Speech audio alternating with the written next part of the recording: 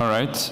Good morning, everyone. So my name is Ruben Pieters. I will be talking about creating applications, performance, and security. So when building applications, you need to balance a variety of different factors, such as the value and usability of your application, the performance and stability, and security as well. So for the value and usability, that is like what value does your app bring to the user, how usable is it? That's a topic for another talk. I want to focus on the two other ones, performance and security. So for performance, there are various things you can do to improve it, which require less or more effort. One thing you can do is enabling compiler optimizations, which is usually just applying a toggle or configuring it, which is generally not that much effort. There are things that require a little bit more effort, such as baseline profiles, where you need to define user journeys, where during the generation of the profiles you go through your app, and it helps optimize the application. And then you also, what takes the most effort is actually diving into the code of your application, rewriting your code so it still does the same things, but it does it faster, essentially. So that is from less effort to more effort. And then, of course, you also have security. Usually configuring security is something that developers have a bit more difficulty interacting with, because configuring it can be complex. There's a lot of time and effort required to configure things. There's also a lot of expertise required, both on the security front, like understanding what things to apply, whether they're relevant for your application, and also expertise required on your application itself, like where does it make sense to apply it into your application, where will it not have performance impact, and so on. So a lot of this results in creating apps requires this effort of juggling and balancing a variety of different skills. But what if this wasn't necessary? What if securing an app requires the same expertise as building one, and apps can be both secure and performant, and you are able to configure it easily? So that's why I want to go into two flows. The first one will be what is available in the Android ecosystem, R8 and baseline profiles, and the second one will be what we at GuardSquare are working on. So to go into the first flow, with what is available with tools available in the Android ecosystem, you have R8 and baseline profiles. This consists of, let's say, two steps corresponding to these tools. You have the minification step, so where R8 will do shrinking and optimization. And you have baseline profiles, where you will set up your baseline profile generation and essentially configure ahead of time compilation. So let's dive into a bit more detail into these steps. So the step one, minification. So this is essentially enabling R8. So you can do that by going into your Gradle files, setting minify enable to true. I assume that maybe quite some of you are already familiar. Maybe if you can raise your hand if you are already enabling R8 right now. Yeah, so quite some of you do. Then you also have to configure this. This option is still called ProGuard files. The reason for that is that originally the shrinker and optimizer inside the Android ecosystem was ProGuard. So ProGuard is also developed and still maintained by us at GuardSquare, but the shrinker and optimizer in the Android ecosystem right now is R8. So in the ProGuard files, you can define your key rules for R8. So R8 does two main things. It does optimization, so bytecode optimization, inlining, outlining, a variety of things like that. It also shrinks unused code and shortens identifiers not targeted by key rules. So why is this necessary? Key rules are necessary because your code will be transformed, identifiers will be renamed and transformed, but when those are called by name, so for example with reflection, then if those things are gone or renamed, then it will cause issues. So that's why you need to have key rules to make sure that things that cannot be renamed are properly informed or configured in such a way so that they won't be.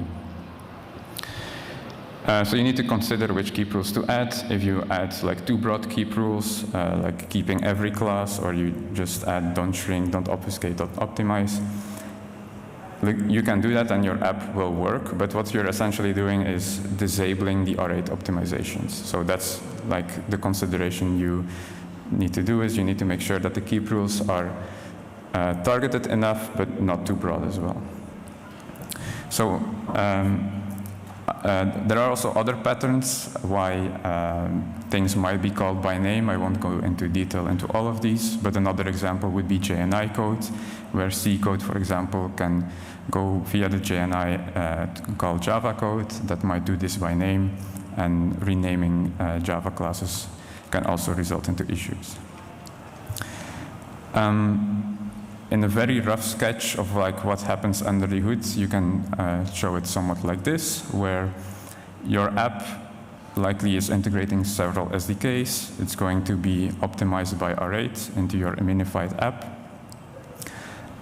So your code will be shrunk and minified by R8, but at the same time also certain resources will be updated if they might be referencing classes by name or other identifiers by name.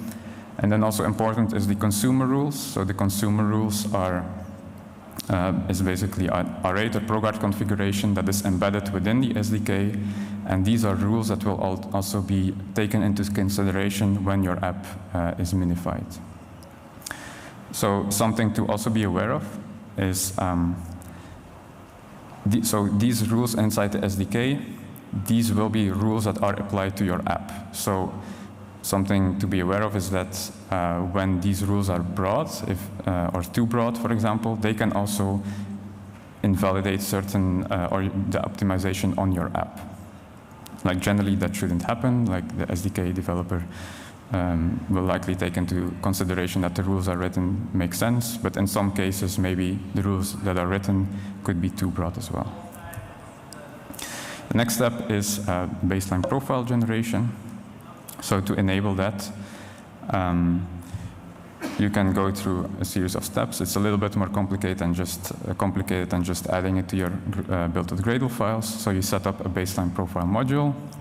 Then you define some user journeys through your app. So we'll define a few of them. And then you generate your baseline profiles. What this ends up doing is basically this will go through these user journeys and generate some data for you. And that will eventually be embedded inside your application. So we can represent it somewhat like this.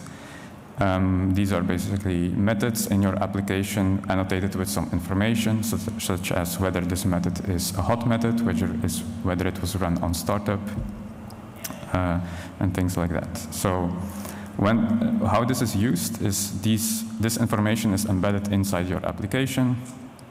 And then, for example, during installation, the Android system or the Android OS will ahead of time compile these methods that will be run on startup, for example. So then even before the user, or for the very first time when the user launches your app, these methods will already be ahead of time compiled to machine code, and the app will start up faster than it would if that hadn't happened.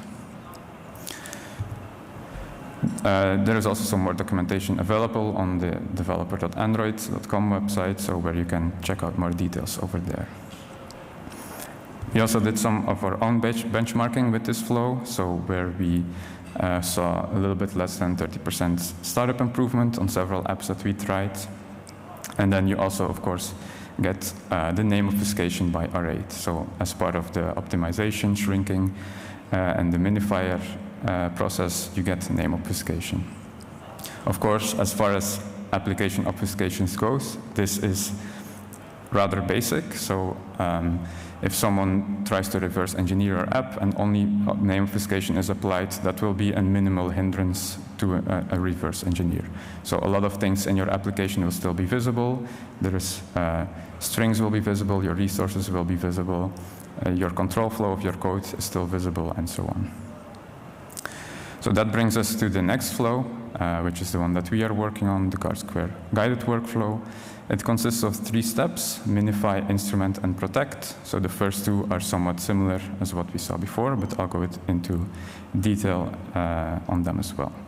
So the minify step is actually exactly the same, and the reason for this one, so it's just enabling R8 again.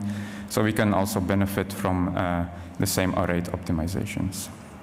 The name obfuscation can happen here, but can also be applied in the latest or in this last protect step. Then the instrument step has kind of the same purpose as the baseline profile generation, but it works a little bit slightly differently. So first you create an instrumented application, so you can do that with the CLI or the Gradle plugin. And then once you have an instrumented application, the goal of this application is that you run through it and gather information. So we have a small video of what this looks like. So on the left, you see a person going through the application. On the right, you see an overview of the code in your application, what function coverage you have, some hints of like where you can still go inside your application. Because, of course, the goal is to get a decent coverage of your application, just like user would. And so there are basically 3 goals for this instrumentation phase. So the first one is automatic keep rules generation. So just in the same way that name obfuscation can cause instabilities in the protect step, we want to make sure that we know which things can be safely renamed or transformed and which ones cannot be. So these rules are automatically generated while you are doing the instrumentation. Identifying hot code paths to basically know where certain things should not be applied, like certain protection features would be too detrimental for performance, and also helping with annotating which parts of your application are security sensitive.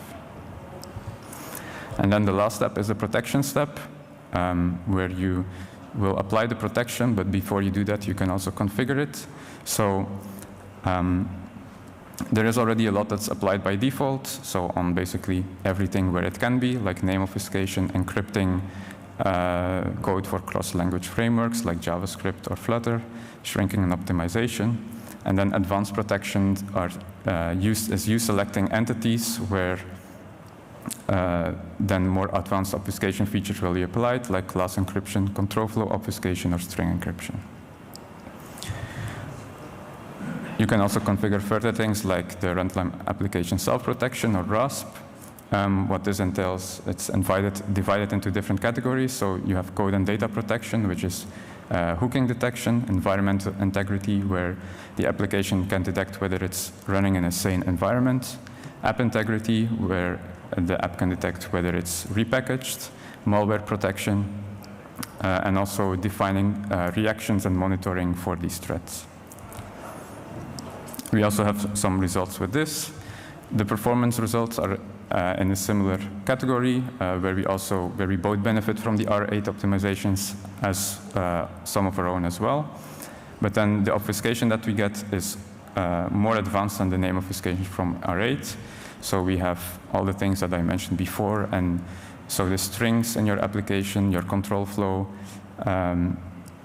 your resources, and so forth will be hidden for reverse engineers.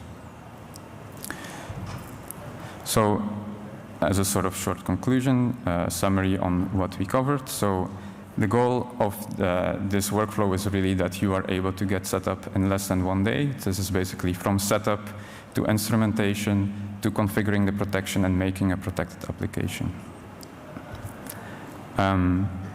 So with the tools in the Android ecosystem, you have the performance enhancements from the R8 and baseline profiles. You have the basic name obfuscation. So, but with our workflow, you have a similar performance benefit. But on top of that, you also have the much more advanced code obfuscation features. So to get back to the start of the presentation, so I mentioned that all of the balancing performance and security requires this skill set, juggling and balancing of a variety of different things. But what we aim to provide is really a workflow where juggling these skill sets isn't necessary, and everyone can configure their application and gain performance and security benefits. That was basically the end of this presentation. I also want to mention that tomorrow I have another presentation at the exact same time in exact same room. This will be on more technical details on the transformation of Kotlin and Java source code to Dalvik bytecode, and also highlight some interesting tools and techniques that for you as a developer can be interesting to know when certain unexpected things or bugs happen in these kind of translations. So this will be on sort of more in-depth technical topics. So that was my presentation, and I thank you for your attention.